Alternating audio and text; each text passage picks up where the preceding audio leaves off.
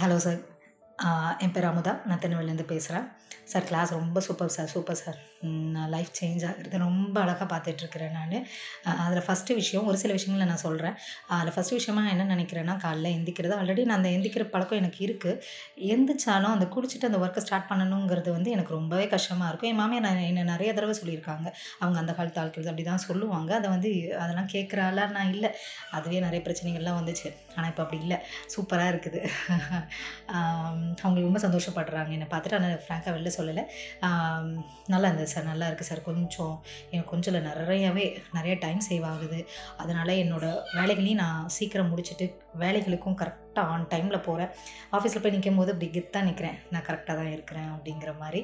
ரொம்ப நல்லாயிருக்கு சார். அது நான் மட்டும் இல்லாமல் என்னை பார்த்து நான் சீக்கிரம் கிளம்புறத பார்த்து என் பசங்களும் என்னோடய பொண்ணுங்க சீக்கிரம் கிளம்பிட்டு கரெக்ட் டைமுக்கும் அவங்களும் ஸ்கூலுக்கு போகிறாங்க. அது ஒரு நல்ல சேஞ்சஸ். அது மாதிரி நைட்டு படுக்கிறதும் அப்படி தான். மற்ற நாளில் நான் வேலையை பார்த்துட்டு இருந்துட்டு போய் படுங்கிற மாதிரி திட்டிக்கிட்டே இருப்பேன். இப்போ அப்படி இல்லை.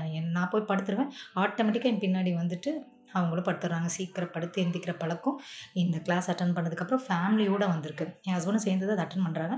எல்லோரும் சேர்ந்து இந்த பழக்கத்துக்கு நாங்கள் எல்லாருமே மாறிட்டுருக்கோம். ரொம்ப நல்லாயிருக்கு சார். Thanks sir. இந்த சேஞ்சஸ் உங்ககிட்ட இருந்து தான் வந்திருக்கு.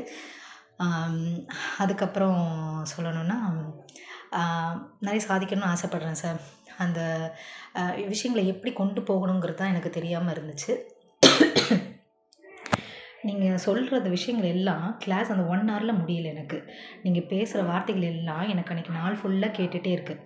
அந்த கேட்கும்போது உன்னால் முடியுங்கிற வார்த்தை வந்து என்ன செய்ய வைக்கிதுன்னா, கண்டிப்பாக அந்த விஷயத்த நான் செய்கிறேன், சாதிச்சு காட்டுறேன் அப்படிங்கிற மாதிரியே இருக்குது.